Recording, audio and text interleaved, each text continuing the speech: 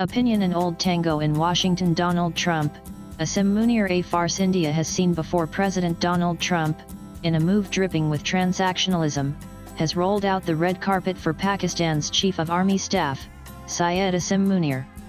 Recently anointed a field marshal for saving Pakistan from India's fury by securing a ceasefire, Asim Munir is now in Washington. He arrives not as a statesman representing a nation, but as an exposed military leader with a begging bowl, seeking to mortgage his country's strategic alignment for his institution's financial and political survival. But this time, there was a crucial and unexpected prologue. Just before meeting Munir, President Trump requested a call with Prime Minister Narendra Modi. In the 35-minute conversation, PM Modi made India's new doctrine vis-a-vis Pakistan crystal clear. He briefed Trump on Operation Sindoor, framing it as measured and precise, and made it clear that terrorism is now considered an actual war by India. The operation, he warned, is merely paused, and would resume with renewed ferocity were Pakistan to attempt any misadventure. With that single phone call, Munir's mission was kneecapped before it even began.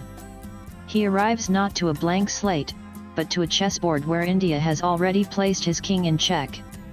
Munir's itinerary, reportedly including meetings with Secretary of State Marco Rubio and Defense Secretary Pete Hegseth, is not a diplomatic courtesy. It is a coronation. It confirms who truly wields power in Islamabad, and it is not the man with the title of Prime Minister.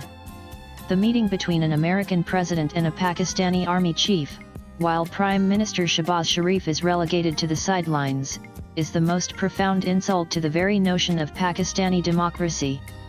It is a public declaration from Washington that the fig leaf has fallen. The civilian government in Pakistan is, and has always been, a flimsy facade of Potemkin village designed to secure IMF loans and maintain the pretense of a modern state.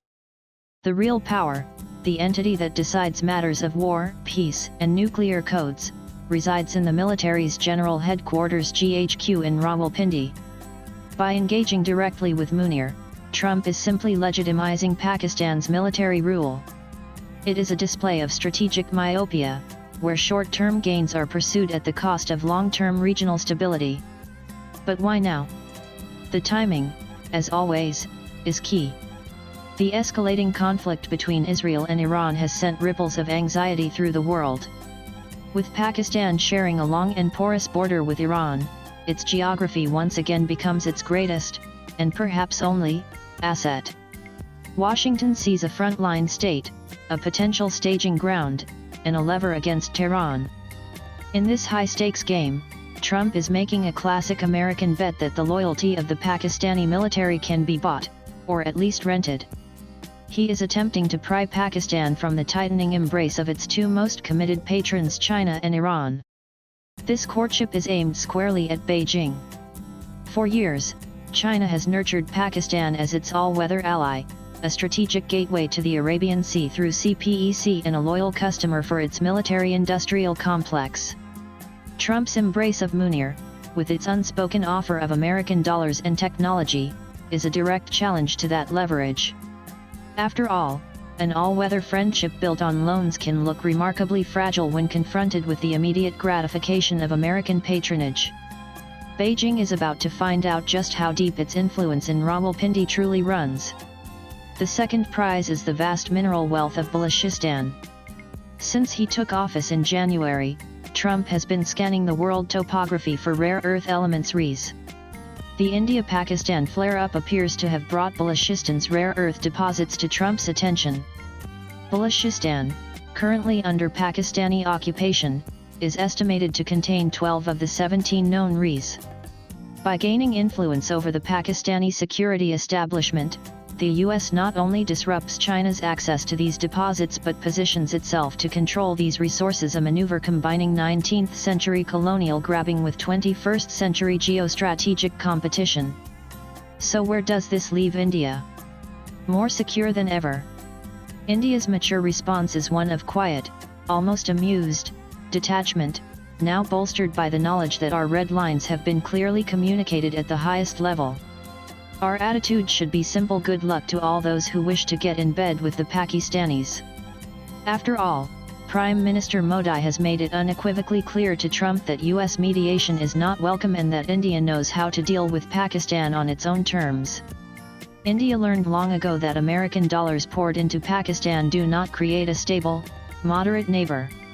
Instead, they fund a duplicitous military establishment that perfects the art of playing both sides.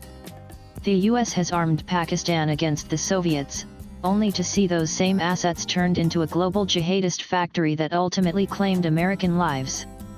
It has funded Pakistan for the war on terror, only to find Osama bin Laden living comfortably next to its premier military academy.